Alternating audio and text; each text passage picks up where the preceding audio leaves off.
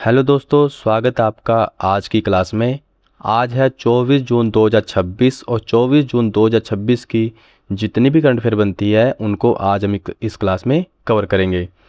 Daily current affair के साथ साथ हम पिछले 6 महीनों की करंट अफेयर को भी कवर करते चलेंगे। यह क्लास सभी एग्ज़ामों के लिए महत्वपूर्ण है।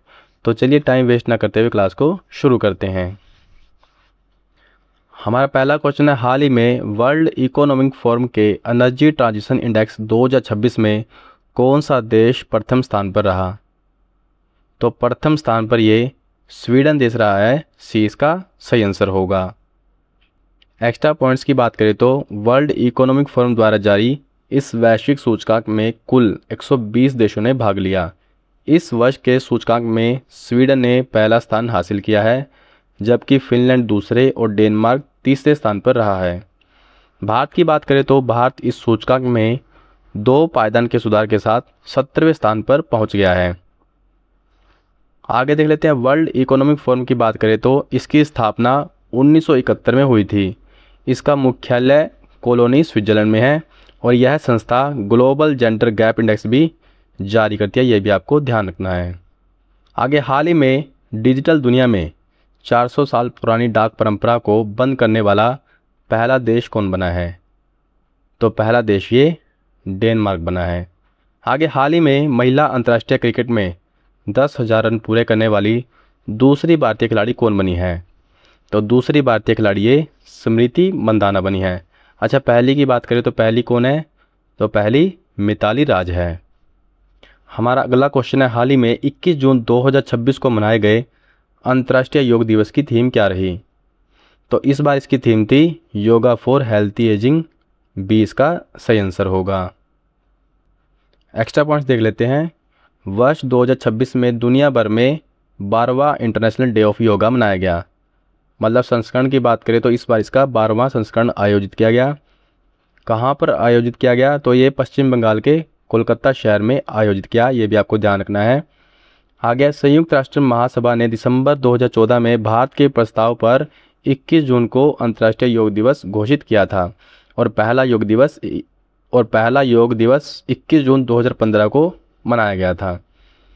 भारत में इसके आयोजन के लिए आयुष मंत्रालय नोडल एजेंसी के रूप में कार्य करता है तथा वर्ष 2016 में यूनेस्को ने योग को अमूर्त सांस्कृतिक विरासत की सूची में शामिल किया था।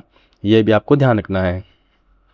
आगे, किस देश ने रूसी सोयुज रॉकेट के माध्यम से पाया, जफर 2 और कोसर 1.5 उपग्रह का प्रक्षेपण किया है? तो ये सभी उपग्रह ईरान देश से संबंधित है। यह भी आपको ध्यान रखना है। आगे, हाल ही में सुप्रीम कोर्ट ने पासपोर्ट के अधिकार और विदेश यात्रा के अधिकार को किस अनुच्छेद के तहत मूल अधिकार माना है? तो यह आर्टिकल 21 के तहत मूल अधिकार माना गया है। हमारा अगला क्वेश्चन, हाल ही में भारत का छठा पूर्ण साक्षर राज्य कौन सा बना है? तो छठा पूर्ण साक्षर राज्य ये उत्तराखंड बना है। सी इसका सही आंसर होगा। एक्स्ट्रा पॉइंट्स की बात करें तो उत्तराखंड से पहले भारत के 5 अन्य पूर्ण साक्षर राज्य क्रमशः मिजोरम, गोवा, त्रिपुरा, हिमाचल प्रदेश और सिक्किम बन चुके हैं, जबकि लद्दाख पूर्ण साक्षरता हासिल करने वाला पहला केंद्र शासित प्रदेश है। राज्य ने यह ऐतिहासिक मील का पत्थर केंद्र सरकार के उल्लास कार्यक्रम के तहत राष्ट्रीय साक्षरता मानकों को पार करके हासिल किया है। आगे, हाल ही में 52 उपग्रहों के साथ सोयूज 2.1B रॉकेट किसने लॉन्च किया है? तो यह रॉकेट रूस के द्वारा लॉन्च किया गया है। आगे है, भारत में औद्योगिक उत्पादन सूचकांक IIP का प्रकाशन किस मंत्रालय द्वारा किया जाता है? तो इसका प्रकाशन सांख्यिकी और कार्यक्रम कार्यान्वयन मंत्रालय के द्वारा किया जाता है। आगे, हाल ही में नीरज चोपड़ा ने दोहा डायमंड लीग 2026 में कौन सा स्थान हासिल किया है? तो नीरज चोपड़ा ने ये चौथा स्थान हासिल किया है। बी इसका सही आंसर होगा। आगे, हाल ही में इजराइल सरकार ने 2026 में किसे शांति पुरस्कार देने की घोषणा की है? तो इजराइल सरकार ने शांति पुरस्कार ये डोनाल्ड ट्रंप को देने की घोषणा की है। आगे, हाल ही में केंद्रीय मंत्री अमित शाह ने कहाँ बटाद्रवा थान सांस्कृतिक परियोजना का उद्घाटन किया है? तो इस परियोजना का उद्घाटन असम में किया गया है। हमारा अगला क्वेश्चन है, हाल ही में पासपोर्ट सेवा 2025-26 के लिए संस्थागत प्रदर्शन पुरस्कार से किसे सम्मानित किया गया है? तो इस पुरस्कार से ये जम्मू कश्मीर पुलिस को सम्मानित किया गया है। ए इसका सही आंसर होगा। आगे, हाल ही में अटल स्मृति न्यास का अध्यक्ष किसे नियुक्त किया गया है? तो अटल स्मृति न्यास का अध्यक्ष ये एम वेंकैया नायडू को नियुक्त किया गया है। आगे, हाल ही में भारतीय पेशेवर प्रबंधकों की हुर्न इंडिया रिच लिस्ट 2025 में किससे शीर्ष स्थान मिला है?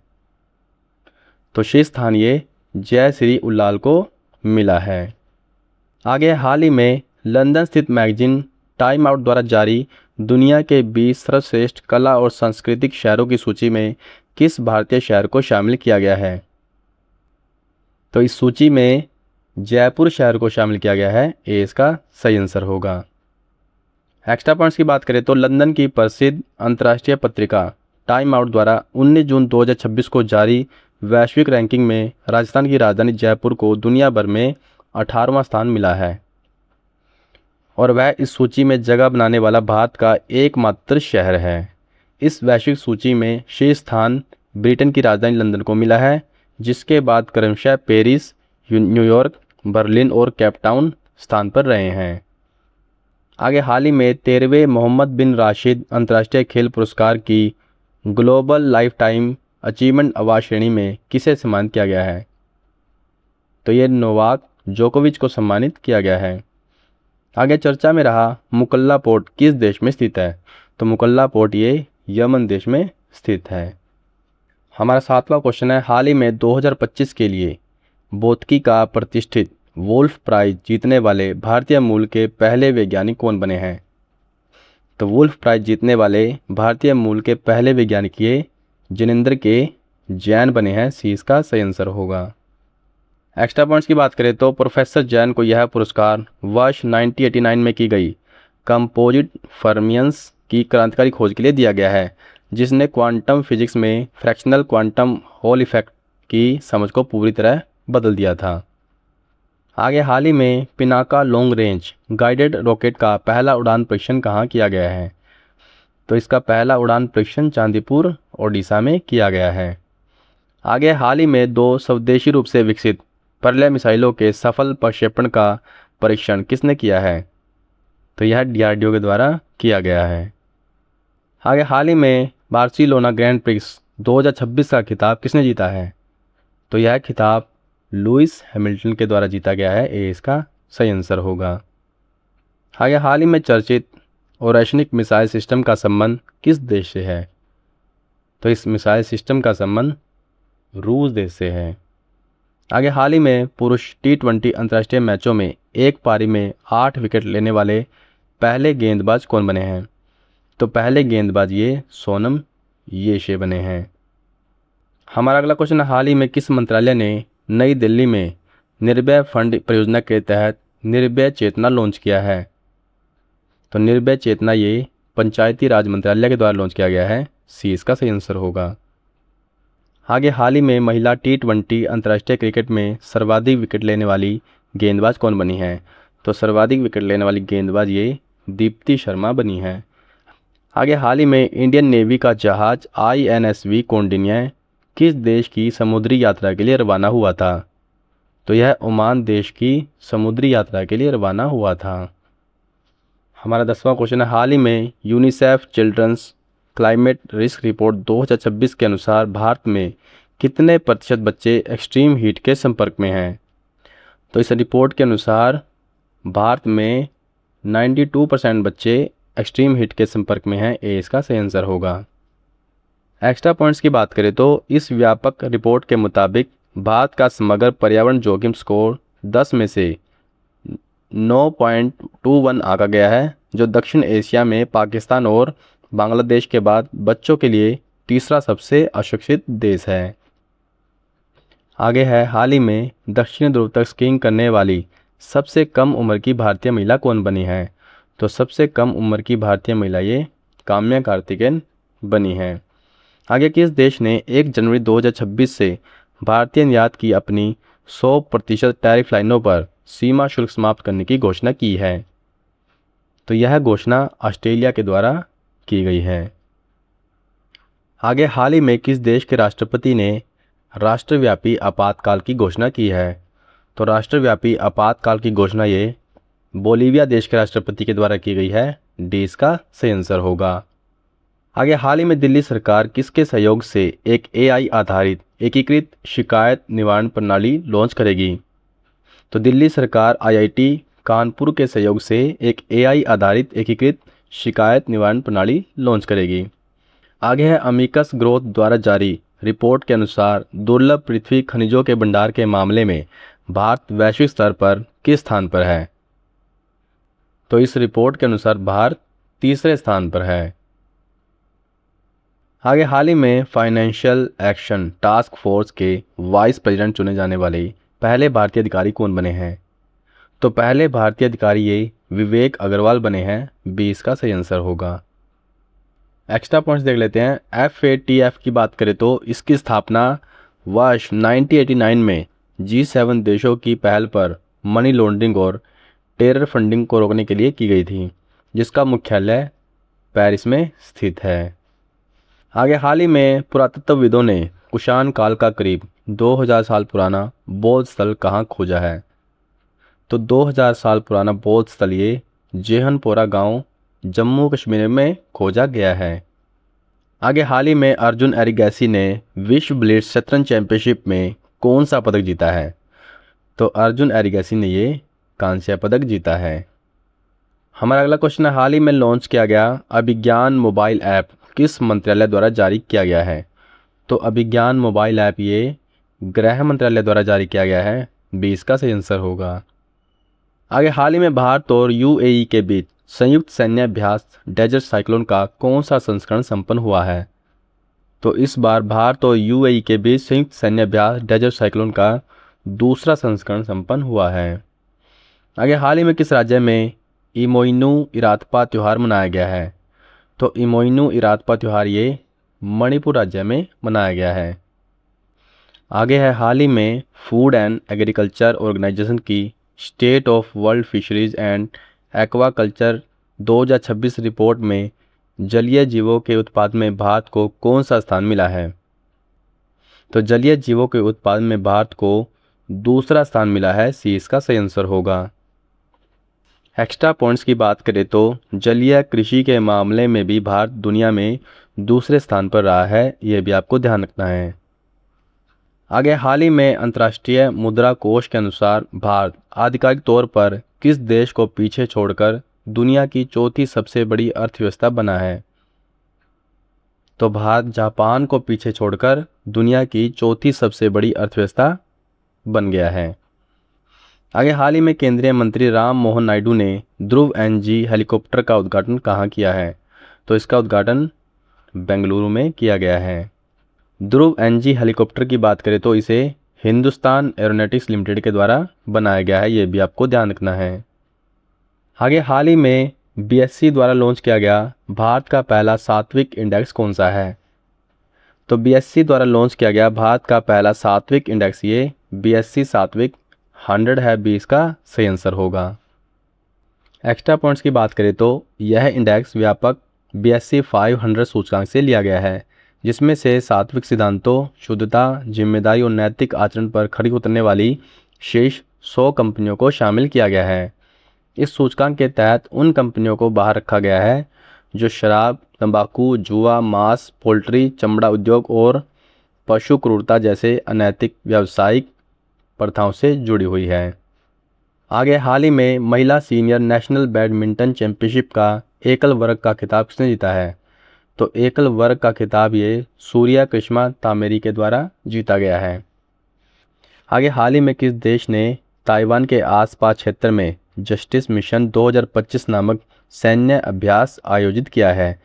तो जस्टिस मिशन 2025 ये चीन के द्वारा आयोजित किया गया है। आगे है हाल ही में मणिपुर में किसे 7वें गवर्नर आर्ट अवार्ड से सम्मानित किया गया है? तो 7वें गवर्नर आर्ट अवार्ड से ये येंद्रमम इबोचोबा सिंह को सम्मानित किया गया है। बी इसका सही आंसर होगा। आगे है भारत के पहले public private partnership PPP model पर आधारित मेडिकल कॉलेज किस राज्य में बनाए जा रहे हैं? तो PPP मॉडल पर आधारित मेडिकल कॉलेज ये मध्य प्रदेश राज्य में बनाए जा रहे हैं। आगे, हाल ही में एस कृष्ण स्वामी का निधन हुआ है, वे कौन थे? तो एस कृष्ण स्वामी ये डॉक्यूमेंट्री फिल्म निर्माता थे जिनका हाल ही में निधन हुआ है।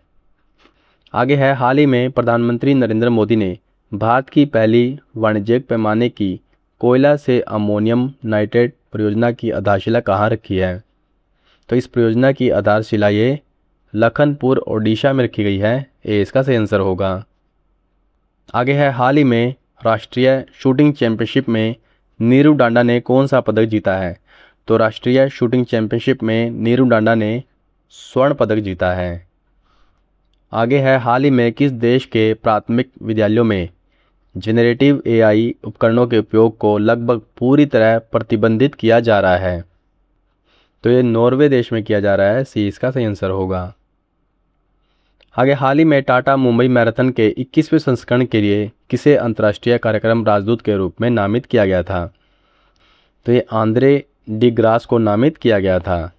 आगे, हाल ही में केंद्र सरकार ने किस राज्य के पार्वती अर्गा पक्षी अभयारण्य को इको सेंसिटिव जोन घोषित किया है? तो पार्वती अर्गा पक्षी अभयारण्य ये उत्तर प्रदेश राज्य से संबंधित है, जिसको हाल ही में इको सेंसिटिव जोन घोषित किया गया है। आगे है, हाल ही में विश्व बैंक ने किस राज्य की जल संरक्षण परियोजना के लिए 4000 करोड़ रुपए का ऋण मंजूर किया है? तो 4000 करोड़ रुपए का ऋण ये हरियाणा राज्य के लिए मंजूर किया गया है। सी इसका सही आंसर होगा।